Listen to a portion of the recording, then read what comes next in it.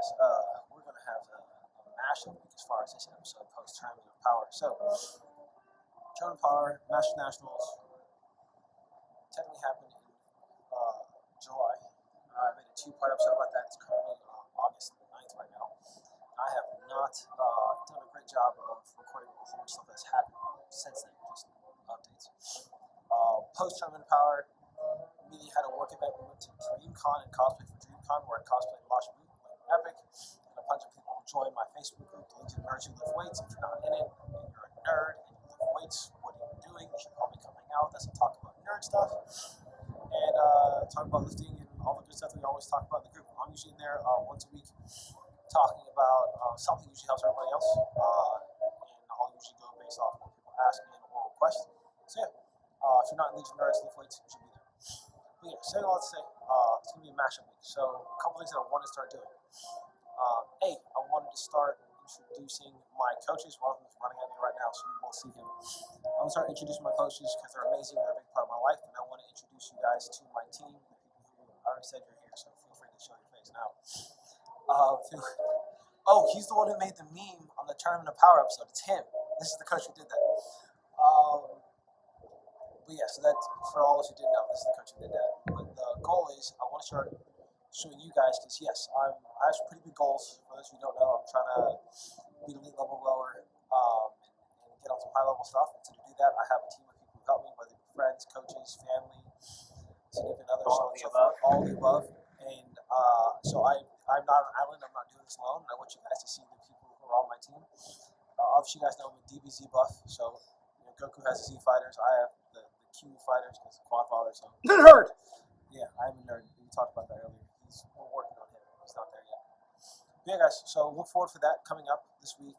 Just a mashup episode as far as what's going on with the anime convention, work stuff, meeting my people, my coaches, and just a book that I'm starting to read, recommended by a therapist called "Growing Yourself Back Up." It's been a game changer for me. I'm learning a lot from it. If fixing your headspace, your headscape is something you're interested in, highly recommend this book. It's very informative and very insightful. But yeah, guys, stay tuned for more updates about what happened at Dreamcon. I didn't get a lot of video, but I did get a ton of photos with a bunch of cosplayers. So I'll post those in the slides so you can see who I got to take photos with. Yeah, guys, that's this week's Question with Quadfather. I apologize for the mashup once again, but gotta get in what I can do. Later, guys. All right, so obviously you can tell I'm cosplaying Majin Buu.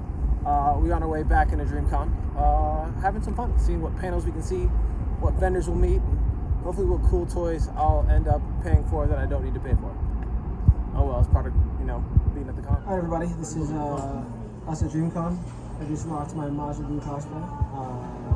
Been a good event. Hopefully get some footage from the presentation within the vlog episode, but overall it's been a good adventurous day. I've been joined by Jazz and my homie Daniel. They're digging into food already, so I'll try to get them afterwards. But yes, it's been a good day. I'm excited. I met a lot of nerd homies, and more to be had. Alright guys, we're running through my nerd knowledge, seeing if I can recognize all these cosplayers and cosplays. This is Jordan Von Strangle, the strongest fairy from Fairly Odd Parents. This is my dude Spider-Punk, if I'm not mistaken. Ooh, this is Crocodile from One Piece. I'm only 100 episodes in, so I can recognize him. I do not know who this character is, so shame on me. This is not an anime character, but this is Omni-Man, which is badass. This is Hisoka from Hunter x Hunter, one of my favorite characters and villains.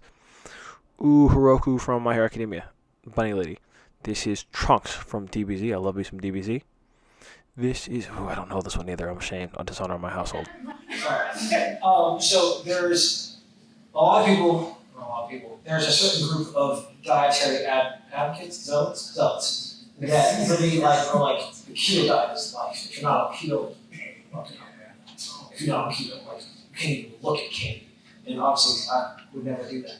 But they say that because of insulin spikes, because when you eat foods like fat, protein, fiber, your insulin spike is high. So in general, we have this. This is up. All right, team. So we have a graph. What sugar will do to your insulin spike is this. Very, very high, very spiky, right? If you have protein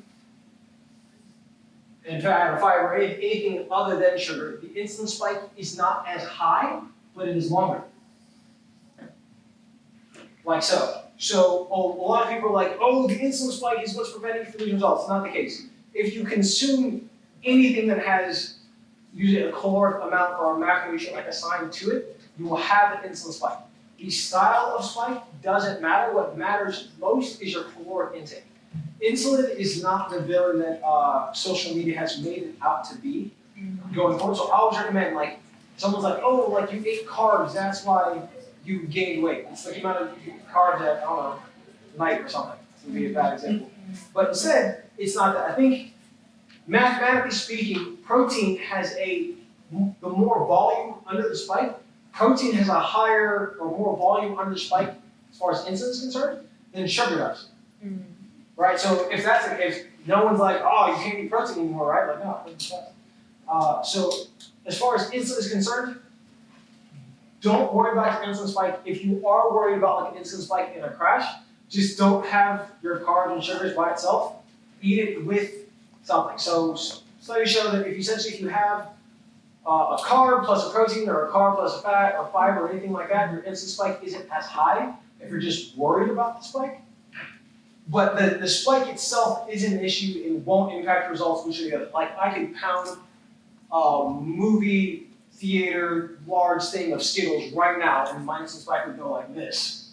And as long as I didn't go over my calories, I'd still be able to get results and hit my protein. I'd still be able to get results. The after effect of cosplays from my Majin Buu cosplays weekend is getting my hair taken down, which is very painful as I'm tender-headed, and this is not fun. But thankfully, it's painful. It's painful. You didn't even say anything. It's always painful. I'm not gonna complain. I'm tender-headed. Yes, so I'm tender-headed, so everything's painful. But we're getting my hair taken down, and I'm getting some help with it because I could not do it by myself at all. Like not well, not one bit. It would be an epic fail, and I'd be in more pain. So this is good. I'll accept this. This is better. All right. So eventually, you had to meet my squad, right? So. Obviously, I'm going to start introducing you guys to my squad, my team, my coaches, my friends, probably my family, all those other people.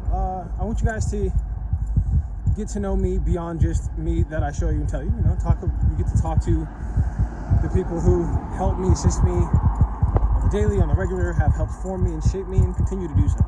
So you're about to meet my Z fighters, if you will. But I hope you enjoy meeting my squad. And for my squad viewers, hope you enjoy it. Hey, my name is Taylor Brown, and I am one of John's coaches.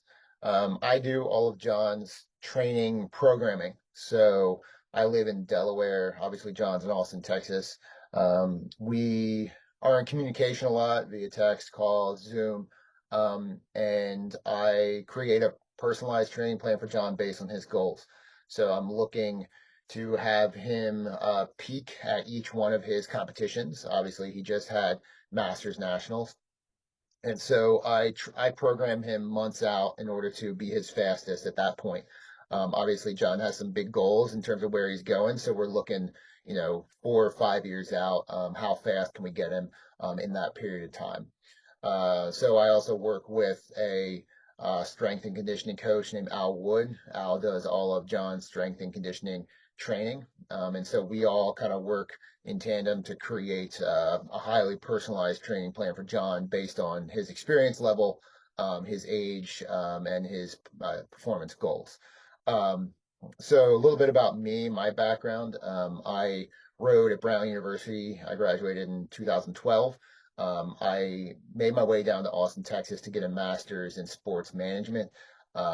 During that time, I trained elite for about 3 years in the single on Lady Bird Lake. So I understand what it's like to be training down there, mostly in the single, and that's John's experience right now. Obviously, he's in some bigger boats. Over the past 10 years or so, I'd say about 6 of those, I've been a rowing coach. I coached at Texas for a season, the University of Texas for a season. I coached at Austin Rowing Club for a number of years. And right now I'm the assistant coach of the men's lightweight team at the University of Pennsylvania. So what is it like working with John? I find John to be a uniquely positive and optimistic person. He kind of has this, unrelenting ability to uh, continue forward despite whatever he has in front of him. You don't see a lot of people like that. People can tend to get down on themselves and you know not always bring their best. And I think John has the ability to really see. I guess you call it like the silver lining in everything, in every experience he has. He's continuously trying to figure out how to kind of get the best out of it and get the best out of himself. Um, he's incredibly determined. I haven't worked with a lot of rowers who are kind of as determined and persevering as John is, and he has incredibly high goals that he's really intent on achieving. And I think getting towards the end of my elite career, there was definitely a lot of doubts about whether I could do something. And I think John doesn't really have any of those doubts. He's kind of um, definitely standing. I wouldn't say at the bottom of the mountain, but he's standing about a third of the way up a mountain, and he's looking up and saying, "Yeah, let's do it." And there's big boulders rolling down at him, and there's a lot of mountain trolls trying to block his path, trying to incorporate some I don't know what you call it, maybe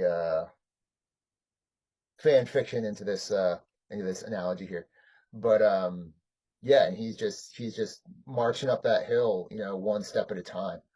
Um, and it's inspiring to see, and I'm trying to really provide the highest level of programming that I can in order to help him achieve his goals. Um, so yeah, if anybody out there is like watching, wondering, how to get in touch with me, I'm sure John can point you in the right direction. I do a lot of virtual programming, and I do some mental performance coaching as well. But yeah, so that's me. That's Coach Brown. Um, and John, yeah, keep on going, man. Let's just keep moving.